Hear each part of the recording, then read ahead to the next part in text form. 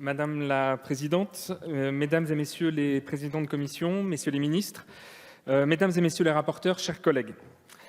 Construire plus vite, mieux et moins cher, voilà bien l'intention affirmée par ce projet Élan que nous allons discuter ces prochains jours. Nous partageons tous le constat de cette urgence qu'il y a dans notre pays et a fortiori dans nos outre-mer à construire des logements pour celles et ceux de nos concitoyens qui n'y ont pas accès. Nous serons tous d'accord pour dire que cette situation du mal-logement n'a que trop duré. Nous serons nombreux aussi à nous retrouver sur les enjeux portés par la loi qui vise à simplifier et à faciliter l'acte de construire et à créer un nouveau modèle globalement plus efficace et plus soucieux de la dépense publique. Plus vite, mieux et moins cher. Nous ne devons pas perdre de vue cette volonté de construire mieux. C'est pour cette raison que la Commission des affaires culturelles et de l'éducation s'est saisie pour avis d'un certain nombre de dispositions autour de deux axes fondamentaux, le rôle et la place de l'architecte dans l'acte de construire et l'avis conforme de l'architecte des bâtiments de France, pilier des politiques patrimoniales de l'État depuis les lois Malraux. L'architecture est une expression de la culture. Cette accroche fondatrice de la loi du 3 janvier 1977 sur l'architecture actait la prise de conscience collective des erreurs commises dans les années 50 et 60. Erreurs consistant notamment à construire vite et massivement en s'appuyant sur des ingénieurs d'État qui avaient mal assimilé les préceptes d'une architecture purement fonctionnaliste pour produire du logement. Faut-il rappeler les conséquences désastreuses de cette politique dont nous continuons aujourd'hui à payer le lourd tribut ? Une simple visite dans certains quartiers désœuvrés de banlieue parisienne suffit pour prendre la pleine mesure de ces enjeux.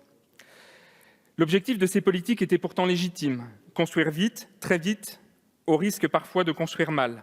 Il n'y avait alors aucune malveillance des services de l'État ou des opérateurs en charge de construire, juste une urgence avec laquelle se combinait une mauvaise lecture du rapport de l'architecture au temps.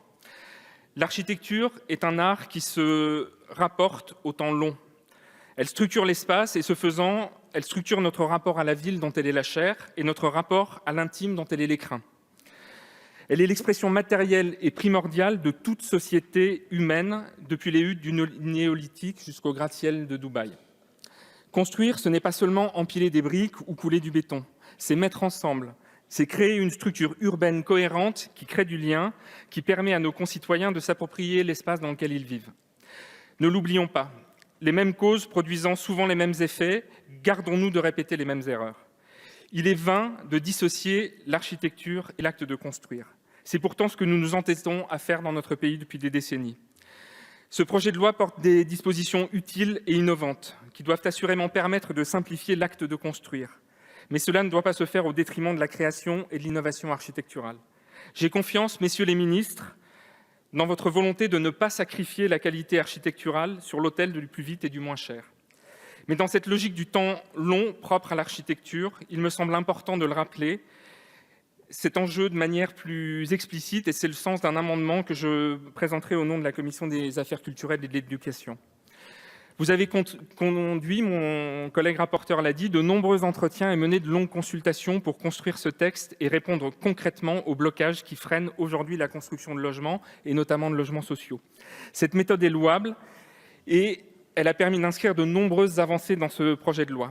Pourtant, ces échanges, souvent bilatéraux, n'ont pas permis de faire émerger un nouveau modèle de relation entre les acteurs du secteur. Je le déplore car Élan trébuche là même où El Cap avait trébuché il y a à peine 2 ans. Et les raisons de se louper sont les mêmes et tiennent à cette dichotomie absurde entre architecture et acte de construire, qui est une spécificité très française. Les deux textes se répondent dans le temps, c'est manifeste, mais sans apporter de réponse de fond et en répétant les mêmes antagonismes. Aussi, dès lors que l'on se place dans le temps long propre à l'architecture, de vrais risques persistent. Un risque de perte de compétences de nos architectes d'abord, qui se voient un petit peu plus encore éloignés de l'acte de construire, et un risque de baisse généralisée de la qualité architecturale, ensuite, tel qu'il est déjà unanimement constaté à travers les opérations de VEFA notamment.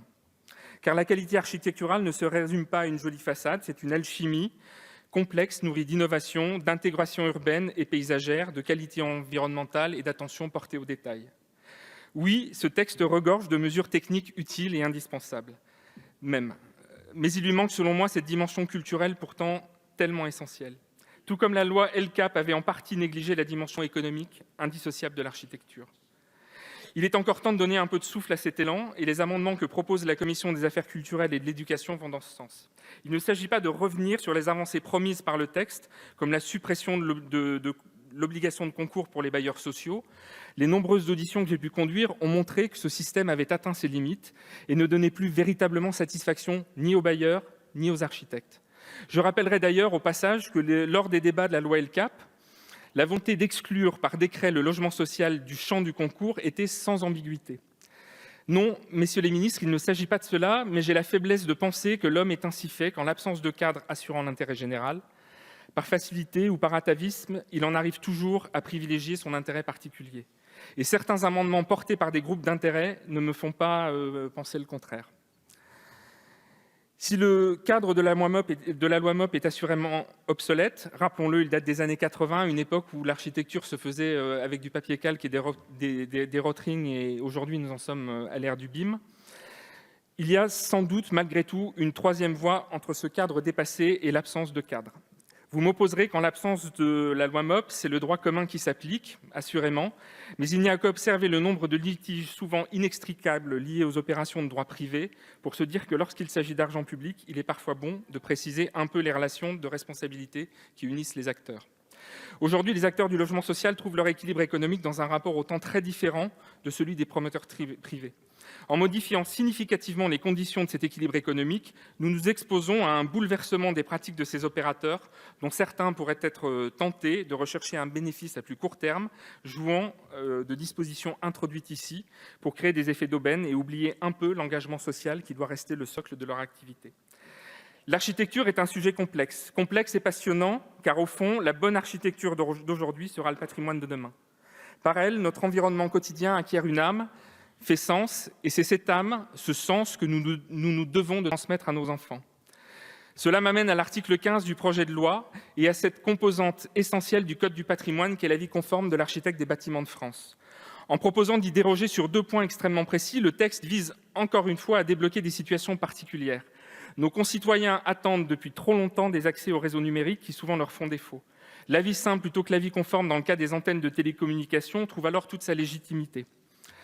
Notons que nous sommes en présence de dispositifs réversibles dont les technologies évoluent très vite et que l'urgence de donner un accès au numérique à tous les Français vaut bien une légère entorse à la règle. Non, cet amendement ne fera pas fleurir des antennes relais sur tous les clochers de France. La dérogation ne concerne que les abords des monuments. Quant aux arrêtés de péril, j'entends l'inquiétude de certaines associations, surtout quand des pans entiers de certains centres historiques, comme ceux de Pointe-à-Pitre ou de Perpignan, se trouvent en mauvais, voire très mauvais état. Mais je voudrais les rassurer en rappelant que la procédure d'arrêté de péril est une procédure encadrée, maîtrisée de bout en bout, qui offre les garanties de transparence qui doivent permettre d'éviter les dérives. Le vrai risque sur cet article 15 tient selon moi à la volonté affichée de certains de nos collègues d'en modifier la portée.